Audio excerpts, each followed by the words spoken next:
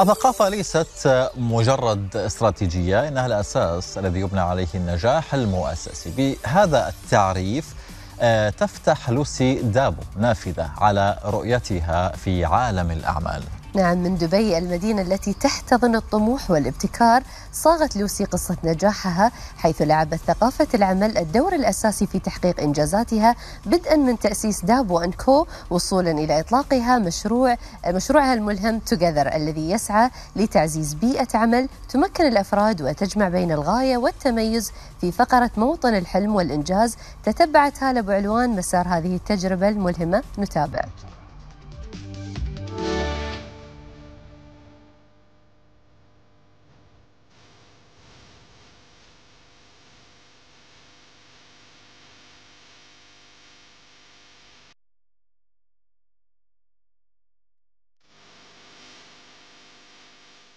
بيسعدنا أن يكون معنا اليوم رائدة الأعمال لوسي دابو، مؤسسة شركة Together.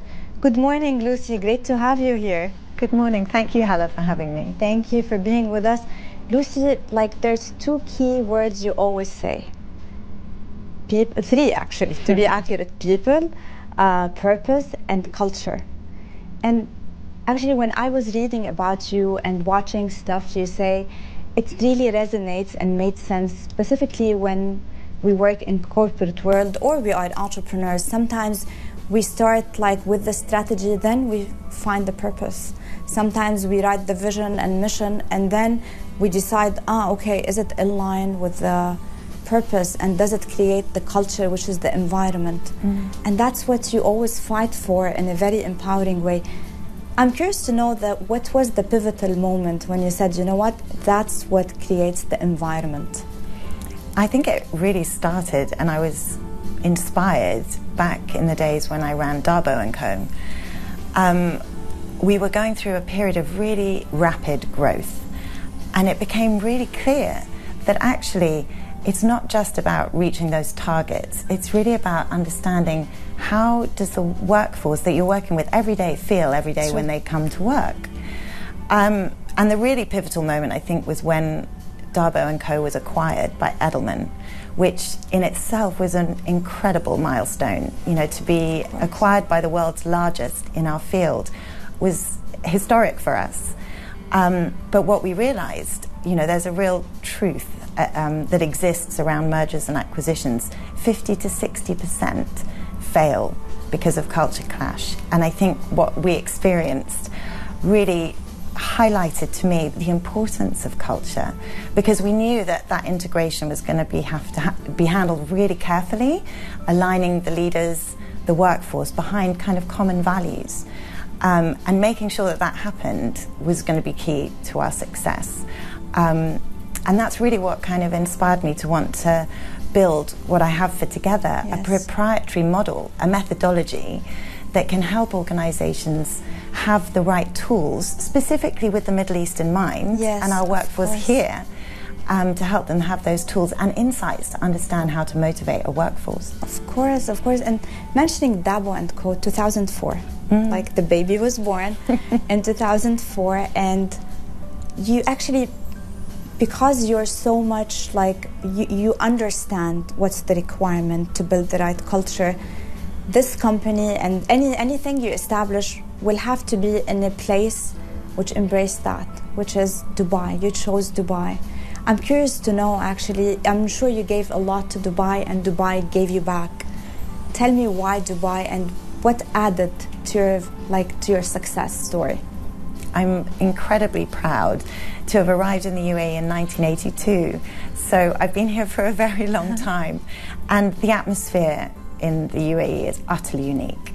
I mean, what Dubai has driven, that ambition, the innovation, the inclusivity, all of that is so close to my heart. And if we don't have those things in our workforce, it's impossible to achieve what we have. And I know personally I wouldn't have been able to found two businesses in any other country in the world to have the kind of support and the system that encourages that kind of ambition. When we look at how that reflects kind of organizationally, I know that His Highness Sheikh Mohammed bin Rashid Al Maktoum recently talked about having an open door policy, about the openness and importance of setting the right leadership tone. And I couldn't agree with him more.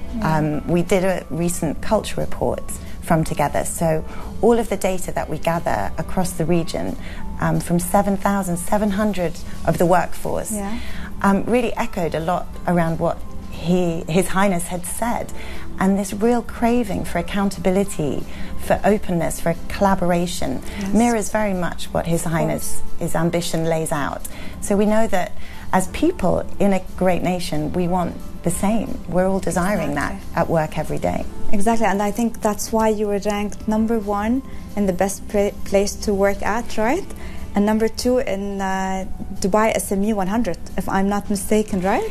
Almost, but yeah, I'm happy to, in the top 10, absolutely.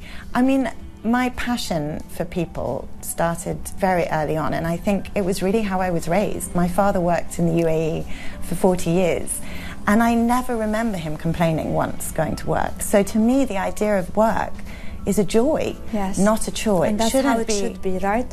And so that standard was set for me. So my aspiration to work in or create work environments as a founder that would be somewhere I would want to be really sat very true with me, and I think that's very much echoed in the leadership of the UAE. Absolutely. Lucy, another milestone, 2021, company called Together, beautiful name by the way. Thank you. Tell me about this, this project or this company Together, and why it's different than Dabo & Co, for example. And I'm sure, like you were mentioning in the beginning, it was a huge learning experience, Dabo & Co, and the merger, the acquisition. I'm sure you took the crisp of the learning, process and added it together. If you can just walk us through this journey as well. So I think with Dabo & Co, my role there as a consultancy and communications business was really being an expert in that field and building and leading a business and learning how important the role of culture plays in kind of building that organizational success. And what I took from that was how do you build a really powerful workplace culture that you can directly correlate the results that you're achieving are connected to that. But what I saw as a real gap was that in our region, a lot of what's available comes from kind of a Western construct or data around workforces in other countries. And I could see there was a real gap to be able to provide really specific cultural tools and insights about our region, for our region. So that's really what drove my determination, if you like, to create Together and support leaders in this region and help them see how workplace culture can be a business superpower. Actually, I'm curious, do you feel like sometimes there's resistance to change? Like when people have been doing the same thing for many years and then you come and suggest, how do you convince them? Actually, it's always been a curiosity for me. I'm sure there's resistance, right? I mean, as humans, we are hardwired to resist change. It is, a behavioral science baseline. What we know that's really effective is data. So what we do with our clients is that we always don't guess, assess. You have to have the data to understand what's truly happening. Otherwise, there's a lot of assumptions. And that can be a real problem when you have a leadership team that assume one thing and a workforce that believes something quite different. That's when you can sometimes find what we call entropy in the system, which is where there can be kind of a lack of productivity, and really that comes from a lack of alignment. If people aren't on the same page, it's very difficult to achieve results. Yeah, absolutely. I'll move to another thing, but it's related to everything, to purpose, to culture, to people. Women empowerment. You're a champion. You are on, you have board seats, you have advisory roles across actually the region and also globally. What's your message to women who are probably we are stuck in our own thoughts? We create our own sometimes prison, right? With our thoughts, probably stereotypes, probably certain frames we put ourselves or other put us in, and we believe it. What's your message to them? I'm a fierce advocate for female empowerment and currently have an all-female team, and I have 2 daughters. So when I think about what female empowerment really means, I think to what I hope for my daughters in future. And I think the most important message is to all women, it's not a spectator sport. participate. We have to put ourselves forward. If we're not in the game, we'll never get a real opportunity. And I think so many of us spend so much time trying to reach perfection before we put ourselves forward for an opportunity. But really it's about development and growth. Take every opportunity, because what's the worst that could happen? Try it.